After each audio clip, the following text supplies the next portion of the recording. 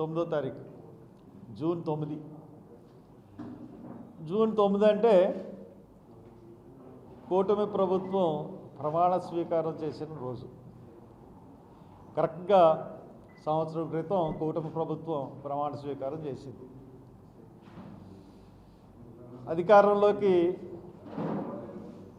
ఏ రకంగా వచ్చిందో అన్నది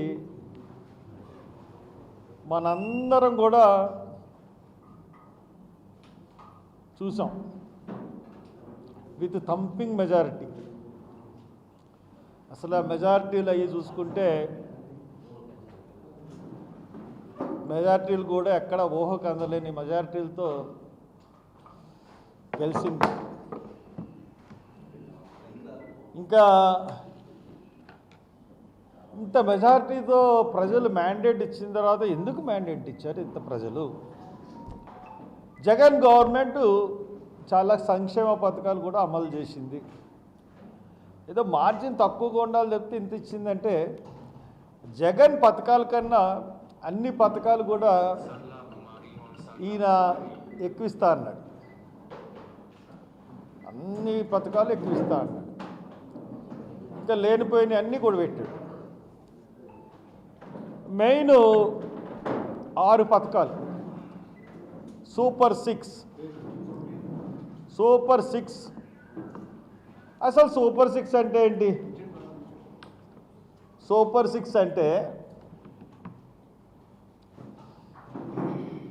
నిరుద్యోగాలకి నెలకి 3,000 నిరుద్యోగ భృతి ఇస్తా అన్నాడు. తర్వాత రైతులకి సంవత్సరానికి 20,000 భరోసా ఇస్తా అన్నాడు. మహిళలకి, అందరు మహిళలకి నెలకి 1,500 ఇస్తా అన్నాడు. తర్వాత ఉచిత బస్సు సౌకర్యం కల్పిస్తా అన్నాడు. తర్వాత అమ్మకి, తల్లికి దీవెన, తల్లికి వందనం. తర్వాత గ్యాస్ సిలిండర్. ఇవి 6 పథకాలు, 6. ఈ 6 నిరుద్యోగ భృతి కానీ, రైతుకి 20,000 కానీ, మహిళలకు 1,500 కానీ, లేదంటే ఉచిత బస్సు కానీ, లేదంటే మహిళలకి ఉచిత బస్సు సౌకర్యం కానీ, ఏంటి తల్లికి వందనం కానీ, ఈ 6 ఏమన్నా ఇచ్చాడా? I'm asking the government directly. Chandrababu Naidu గారు, ది గ్రేట్ పవన్ కళ్యాణ్ గారు సంవత్సరం అయింది వచ్చి 6 పథకాలని ఆంధ్రప్రదేశ్ ప్రజలను మోసం చేసి ఈరోజు మీరు వచ్చి సంవత్సరం అవుతుంది. ఒక్కటన్నా ఇచ్చారా ఈ పథకాల్లో? ఈ 6 పథకాల్లో వాళ్ళు ఇచ్చింది ఏంటంటే ఒక్క సిలిండర్. సంవత్సరానికి 3 ఇస్తా అన్న సిలిండర్లు, ఉచిత సిలిండర్లు ఒక్కటి ఇచ్చారు. ఈ మొత్తం 6 పథకాలు కాదని ఎవరన్నా చెప్పగలరా? ఎవరన్నా సరే చెప్పగలరా? ఆంధ్రప్రదేశ్ ప్రజలను అడుగుతున్నాను, ఆంధ్రప్రదేశ్లోని అన్ని పార్టీలను అడుగుతున్నాను, తెలుగుదేశం పార్టీ అధ్యక్షులను అడుగుతున్నాను, జనసేన పార్టీ అధ్యక్షులను అడుగుతా ఉన్నాను, బీజేపీ పార్టీ అధ్యక్షులను అడుగుతా ఉన్నాను. మోసపూరితమైన హామీలు ఇచ్చి మీరు అధికారంలోకి వచ్చారు. అధికారంలోకి వచ్చిన తర్వాత మీరు చేస్తున్న పని ఏంటంటే దళితుల మీద దాడులు, మిమ్మల్ని ఎదిరించిన వాళ్ళ మీద కేసులు, సోషల్ మీడియాలో మిమ్మల్ని ట్రోల్ చేసిన వాళ్ళ మీద కేసులు. ఇవే తప్పితే పరిపాలన ఇంకేమన్నా ఉందా? ఇకపోతే ఇంకోటి ఏంటంటే పోలవరం ఫస్ట్ సంతకం డిఎస్సి మీద అన్నారు. మొట్టమొదటి సంతకం డిఎస్సి పెట్టేశారు. డిఎస్సి మీద సంతకం పెట్టారు. మొదటి సంతకం డిఎస్సి పెట్టారు. ఈ రోజుకి డిఎస్సి జరిగిందా? The great. వాళ్ళు ఇప్పుడు అడుగుతున్నారు, మీరు ఇచ్చిన టైం 1 month ఇచ్చారు, మాకు 45 days కావాలి, మీరు నోటిఫికేషన్కి ఎగ్జామినేషన్ డేట్కి 45 days కావాలంటే వాళ్ళ మొర ఆలకించట్లేదు. నిజంగా మీరు భర్తీ చేస్తారని అనుకుంటున్నారు. మీరు ఎందుకు ఇచ్చారో మీకు తెలుసు, నాకు తెలుసు. ఎవడొకడు వర్గీకరణ మీద కోర్టుకు వెళ్తాడు. మనం చేసింది అశాస్త్రీయమైన వర్గీకరణ, లెక్కలు లేకుండా విభజించేసాం. అసలు లెక్కలు అన్నవి ఎక్కడ ప్రాథమికంగా ప్రామాణికంగా చూపించలేదు. కాబట్టి ఎట్టి పరిస్థితుల్లో ఇది కోర్టు కట్టేస్తుంది, కాబట్టి ఇది ఎలాగో జరగదు డిఎస్సి అని ఇచ్చారు. పాపం అమాయకులు పోస్ట్పోన్మెంట్ గురించి అడుగుతూ ఉన్నారు. జరగదు డిఎస్సి. ఎందువల్లంటే ఈ వర్గీకరణ అన్న అస్త్రాన్ని పెట్టుకుని ఇంకా దీన్ని పోస్ట్పోన్ చేయడానికి చేస్తారు. ఇక పోలవరం సంవత్సరం అయింది. వచ్చిన సంవత్సరంలోనే పూర్తి చేసేస్తామన్నారు. తీరా చూస్తే అన్ని తప్పుడు వ్యవహారాలు. కాంట్రాక్టులని ప్రతి ముఖ్యమంత్రి కాంట్రాక్టుని మార్చుకున్నవాడే. ఫ్రమ్ రాజశేఖర రెడ్డి గారు ఇది మొదలెట్టేప్పటి నుంచి ఇప్పుడు వరకు ఒక్క రోసయ్య గారు తప్పితే తక్కిన వాళ్ళందరూ కూడా తమకు ఇష్టం వచ్చిన వాళ్ళని కాంట్రాక్టుల కింద పెట్టుకొని చేసుకుంటాను వచ్చినారే. మీరు కూడా అంతే. అక్కడ కాళేశ్వరం మేడిగడ్డ దాని మీద కమిషన్ జరుగుతూ ఉంటే ప్రధాన కాంట్రాక్టర్ మెగా ఇంజనీరింగ్ మీకు డబ్బులు ఇచ్చాడు, మోడీకి డబ్బులు ఇచ్చాడు, పవన్ కళ్యాణ్కి డబ్బులు ఇచ్చాడు, ఆఖరి కాంగ్రెస్కి కూడా డబ్బులు ఇచ్చాడు అని చెప్పేసి వార్తలు వచ్చినాయి. అతనికి మీరు కాంట్రాక్టర్ ఇచ్చారు. కాంట్రాక్టర్ అతనికే ఇచ్చారు. ఢిల్లీ వాళ్ళతో కుదరదు, ఎవరికో నవయోగం పోతే లేదు బావరును వాళ్ళు వీళ్ళు అందరూ కలిపి చేయాలన్నారు. మరి మీరు, నేను మొదటి నుంచి చెప్తున్నాను డయాఫ్రామ్ వాళ్ళు, మరి నేను చెప్పిందే కరెక్ట్ అయింది కదా.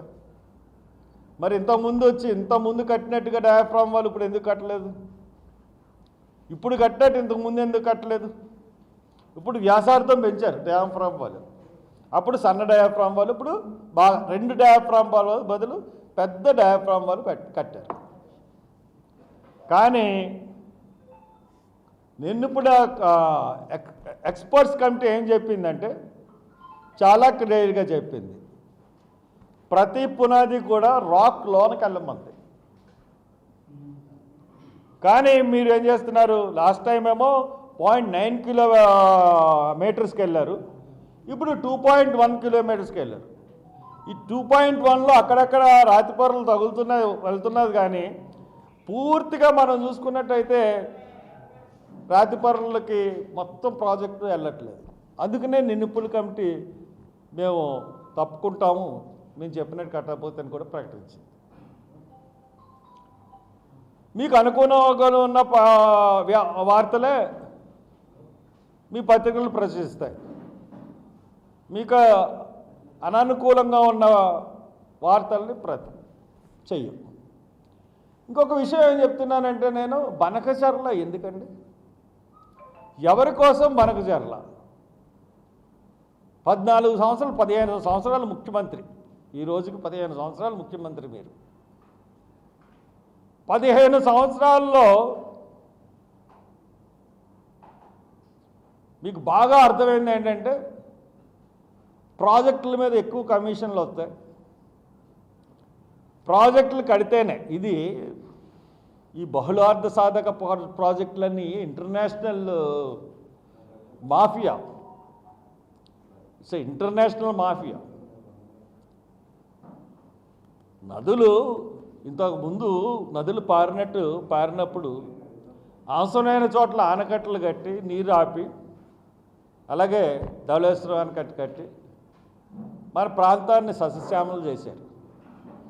ఈ నదిని ఎక్కడికెక్కడికో తీసుకెళ్ళిపోతామన్న ప్రాజెక్టులు కట్టి దాని ద్వారా డబ్బు ముందిచ్చి అడ్వాన్స్డ్ మొబిలైజేషన్ అమౌంట్స్ అని ఇచ్చి అదంతా మీరే తీసుకుని ఈ రకంగా చేస్తున్నారు. 82,000 కోట్లతో ఈ గోదావరి బనకచెర్ల ప్రాజెక్ట్ అవసరమా?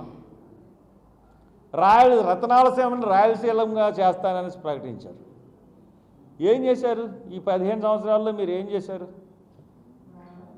ఒక్కటన్నా చేశారా రాయలసీమకి? చేయకుండా మళ్ళీ వచ్చి అబద్ధాలు. రాయలసీమని రతనాలసీమగా మారుస్తారు. 14 సంవత్సరాలు చేయలేంది, 15 సంవత్సరాలు చేయండి, ఇప్పుడు చేసేస్తారు. మాకు చెవిలో పువ్వులు పెట్టుకోవాలి. కాబట్టి ఈయన ఫెయిల్యూర్ ముఖ్యమంత్రి. మీరు వస్తే అడ్మినిస్ట్రేషన్ బాగుంటుంది, ఒక స్టేట్ మంచి నడకలో పడుతుంది, అన్నీ బాగుంటాయని చెప్పేసి సామాన్యుడి నుంచి ప్రతి ఓడు కూడా మిమ్మల్ని నమ్మారు. అందరినీ మోసం చేశారు. అందరినీ అన్ని రేట్లు పెంచేశారు. ఆస్తి పన్ను కాడి నుంచి, కరెంటు కాడి నుంచి అన్ని పన్నులు పెంచేశారు. ఇంకా కూరగాయలు ఇవి అయితే సరే. మీరు ఇంకా అబద్ధాల్లోనే బతుకుతూ ఉన్నారు, ఇంకా మాయమాటలతోనే బతుకుతూ ఉన్నారు. పోలవరం పూర్తవకుండా బనకచెర్ల ప్రాజెక్టు చేపట్టడం అన్నది పెద్ద తప్పు, ఘోరం. ఇది ఖచ్చితంగా మీరు వెనక్కి తీసుకోవాలి. పోలవరం పూర్తయిన తర్వాతే బనకచెర్ల స్టార్ట్ చేయాలి. ఎక్కడి నుంచి ఉన్నాయండి డబ్బులు? నువ్వు 6 స్కీమ్లు అనౌన్స్ చేసి ఒక్క స్కీమ్కి డబ్బులు ఇవ్వట్లేదు. నువ్వు ఈ రోజున బనకచెర్లకి మేము కట్టేస్తామని అప్పు తెచ్చి మళ్ళీ అప్పు ఎలా తీరుస్తావు నువ్వు? పోలవరం మీదే పూర్తి కాన్సన్ట్రేట్ చేస్తే బాగుండిపోను. అప్పుడు ఒక సైడ్ లైన్ వేశాడు, నదుల అనుసంధానం అని చెప్పి. నదుల అనుసంధానం అని చెప్పేసి పట్టిసీమ ప్రాజెక్టు, పట్టిసీమ ఎత్తిపోతలు అంటే ప్రజలందరినీ, భారతదేశంలోని ప్రజలందరినీ మోసం చేసి నదుల అనుసంధానం అని చెప్పి ఒక ఎత్తిపోతల పథకం తీసుకెళ్ళి కృష్ణాకి నీరు తీసుకెళ్తున్నా అన్నాడు.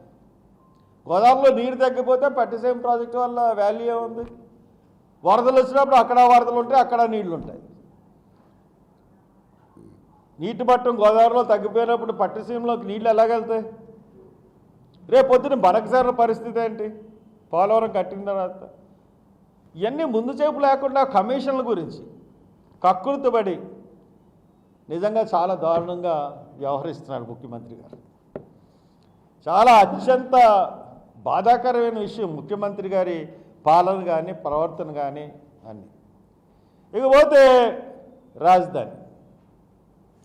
రాజధాని మహిళలు నిన్న గట్టిగా గొంతెత్తి బయటకు వచ్చారు. ఎవడో ఒక ఎదవ ఏదో అన్నాడని. అమ్మ, మీరు దాని మీద కాదు రావాల్సింది. ఒక ఎదవ అన్నాడు, ఆ ఎదవను పట్టుకుని మీ ఇష్టం ఏమన్నా చేసుకోండి, తప్పుడు మాట మాట్లాడండి. బట్ దీని గురించి కాదమ్మా మీరు రావాల్సింది. ఇంకొక 40,000 ఎకరాలు అడుగుతున్నాడు తక్కిన విలేజుల్లో. మీరు ఏమన్నా స్వచ్ఛందంగా ఇచ్చేశారా రాజధాని మహిళలను అడుగుతున్నాను నేను. ఎంత గగ్గోలు పెట్టారు. 3 పంటల వ్యవసాయం. ఇక్కడ అస్సలు ఎట్టి పరిస్థితుల్లో రాజధాని మాకు వద్దు అని చెప్పి గొడవ చేసిన వాళ్ళే కదా. ప్రతి ఒక్కళ్ళు మీ ఉద్యమానికి మద్దతు ఇచ్చాం అప్పుడు. దాని తర్వాత ఏదో మిమ్మల్ని లోపరుచుకున్నాడు, ఏదో మాయమాటలు చెప్పాడు. డబ్బులు ఇవ్వలేదు కానీ మాయమాటలు చెప్పాడు, మీరు పడిపోయారు. సరే, స్వచ్ఛందంగా భూములు ఇచ్చారు. మీ భూముల్లో కనీసం 10% కూడా యూసేజ్ లేదు. 43,000 ఎకరాలు ఇచ్చారు మీరు. ఢిల్లీ క్యాపిటల్ 39,000 ఎకరాల్లో కట్టారు. ఇప్పుడు 42,000 ఎకరాలు ఇచ్చి ఇంకో 40,000 ఎకరాలు కావాలంటే ఏంటిది? ఏంటి మాయ? అంటే మళ్ళీ ప్రజలను మోసగించి వాళ్ళ దగ్గర భూములు తీసుకోవడమే కదా. 40 ఎకరాలంటే వ్యవసాయ భూమి మీరు చెప్పండి పక్క విలేజ్ల్లోకి వెళ్ళి, దయచేసి ఇవ్వకండి. మీకేంటి కౌలు డబ్బులు ఏమైనా పూర్తిగా వస్తూ ఉన్నాయా? రేపొద్దున ఆ 42 ఎకరాలకి కూడా రాజధాని స్టేటస్ రాదు. ఒకసారి అమరావతి రాజధాని స్టేటస్ ఇచ్చిన తర్వాత ఎక్స్టెండెడ్గా మెల్లిగా చేసుకుంటూ వెళ్ళాలి తప్పితే మళ్ళీ ఇంకోటి అందరినీ ఖాళీ చేసి ఏం చేసుకుంటారు? ఏం ప్రాజెక్టులు ఉన్నాయి? అంటే ప్రజల దగ్గర దారుణంగా ప్రజల సొమ్ముని భయంకరంగా దోచుకుంటున్నాడు తప్పితే ఇంకోటి ఏం లేదు. మొన్న ఆయన అన్నాడు,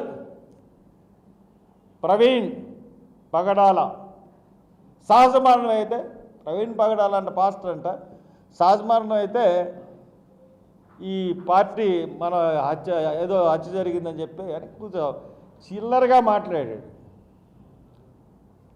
మీరు చిల్లరగా మాట్లాడారన్న విషయం ప్రజలు గమనించారు. మరి ఎందుకు మీరు మా మీటింగ్ జరగకుండా హైకోర్టులో వాదోపవాదాలు చేస్తూ ఉన్నారు? మా లాయర్ అడిగాడు, సమన్యాయం ఉండదా? మీరు 5 లక్షలు పెట్టి మహానాడు, తెలుగుదేశం మహానాడు కడపలో జరిపించుకున్నారు. ఇవాళ ఒక పాస్టర్ సంస్మరణ సభ, ఓ పబ్లిక్ మీటింగ్ చేసుకుంటానంటే ఎందుకెవరు? ప్రాథమిక హక్కులన్నా పాటించరా అని అడిగితే అక్కడ బయటకు వచ్చిన తర్వాత ఆ పోలీసు వాళ్ళు అందరూ అంటారు, ఏం ప్రాబ్లం లేదండి, మేము ఇచ్చేద్దాం అనుకుంటున్నాం, గవర్నమెంట్ని చాలా పట్టు ఉందండి. చూశారు కదా అడ్వకేట్ జనరల్ ఎలా వాదించాడు. పాప కింద పోలీసులు అందరికీ ఇచ్చేయాలని ఉంది, అందరికీ తెలుసు అది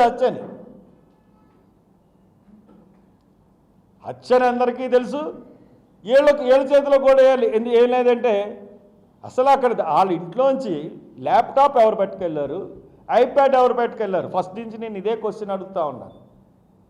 దీనికి సమాధానం ఇప్పటి వరకు గవర్నమెంట్ చెప్పలేదు. అందుగురించే ఈ ప్రవీణ్ పగడాల సభని కోర్టు చెప్పింది, 4 వారాల ముందు నోటీస్ ఇవ్వండి పోలీసులకి, అన్నీ కూడా వాళ్ళు మీకు మళ్ళీ కొత్త అప్లికేషన్ పెట్టండి, ఈ పాత అప్లికేషన్ డిస్పోజ్ చేస్తున్నాం, కొత్త అప్లికేషన్ పెట్టండి, 4 వారాల్లో పోలీసులు మీరు పర్మిషన్ ఇవ్వండి. అందుకనే జూలై 4వ తారీఖున శనివారం ఈ ప్రవీణ్ పగడాల సంస్మరణ సభ ఉంటుంది. దాన్ని అందరూ కూడా హత్యని భావించిన ప్రతి ఒక్కరూ రండి. అంటే గవర్నమెంట్ ఏ రకంగా ఇబ్బంది పెట్టిందో మనల్ని, ఈ సభ దృష్ట్యా ప్రతి చర్చికి వెళ్ళి పర్మిషన్ లేదని చెప్పి ఎవరైతే పోలీసులు, సిఐలు, ఎస్ఐలు, ఈ ఎస్పీ పంపించాడో అందరికీ చెప్తున్నాను, సార్ ధైర్యంగా పర్మిషన్ ఉంది మాకు, ఎవరన్నా మీటింగ్ వస్తే పోలీసుల్ని ఎదిరించండి, లేకపోతే వస్తున్నారని తెలిస్తే నాకు చెప్పండి, నేను వస్తాను. ఎక్కడ మీటింగ్ అనౌన్స్ చేస్తే, ఏ చర్చిలో అన్నా మీటింగ్ అనౌన్స్ చెప్పండి, నేను వస్తాను. ఎందుకు వస్తారు? తర్వాత చాలామంది మీద బైండ్ ఓవర్ల కేసు పెట్టింది. అన్నింటినీ చెప్తున్నాను, వారం రోజులు అన్నీ క్లియర్ అయిపోవాలి. క్లియర్ అవ్వకపోతే మటుకు మళ్ళీ హైకోర్టుకి రాతపూర్వకంగా ఇమ్మని చెప్పింది, రాతపూర్వకంగా ఇవ్వాల్సిన పరిస్థితులు కూడా ఉంటాయి. కాబట్టి ఈ ప్రవీణ్ పగడాల సంస్మరణ సభ జూలై 4న హత్యని భావించిన ప్రతి ఒక్కళ్ళు ఆంధ్రప్రదేశ్లో, హిందూ, ముస్లిం, క్రిస్టియన్ అన్న భేదం లేకుండా సెక్యులర్ వాదులందరూ, మేము ఏ మతానికి వ్యతిరేకం కాదు, గవర్నమెంట్ని క్వశ్చన్ చేస్తున్నాం. హత్యని ఎందుకు యాక్సిడెంట్ అని చూపెడుతున్నారు? దానికి కారణం ఏంటి? హత్యని మీకు తెలుసు, హత్య కాకపోతే ఎందుకు యాక్సిడెంట్ అయితే ఎందుకు ల్యాప్టాప్ తీసుకెళ్లారు, ఎందుకు ఐప్యాడ్ తీసుకెళ్లారు? కాబట్టి దాన్ని కూడా మేము 4వ తారీఖున ఆ మీటింగ్లో ఎక్స్ప్లెయిన్ చేస్తాం. ఇండియా పాకిస్తాన్ ఉద్రిక్తతలపై లేటెస్ట్ అప్డేట్స్ కోసం డౌన్లోడ్ చేసుకోండి RTV లైవ్ యాప్.